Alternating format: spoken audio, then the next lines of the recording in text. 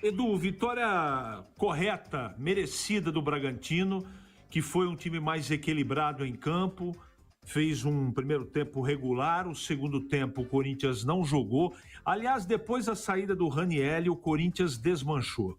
O seu treinador, Dorival Júnior, tentou colocar ali o Angileri, foi uma lambança no primeiro tempo. No segundo, ele arrancou o Bidu e jogou o Angileri na lateral esquerda, mas com um homem a menos, o Corinthians não conseguiu jogar. Teve um ataque, bola do Memphis no contra-ataque, chute para o gol, Cleiton responde com uma grande defesa, dá rebote e o Yuri Alberto empata o jogo. E o Corinthians colocou a bunda, o traseiro lá dentro da grande área, né?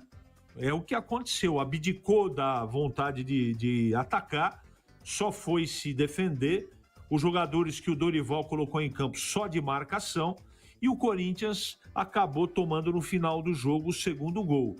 Se você pegar os dados estatísticos do jogo todo, além da posse de bola, chutes a gol, posse de bola, passes corretos, escanteios, chutes para o gol, o Bragantino fez muito melhor em número e qualidade do que fez o Corinthians. Então, por isso, a vitória é absolutamente correta de um Corinthians que foi um desastre, o seu treinador também. Agora, diga-se, isso não justifica, mas a arbitragem do segundo tempo da dona Edna foi uma vergonha, Edu. Um abraço, CH, boa semana. Um abraço.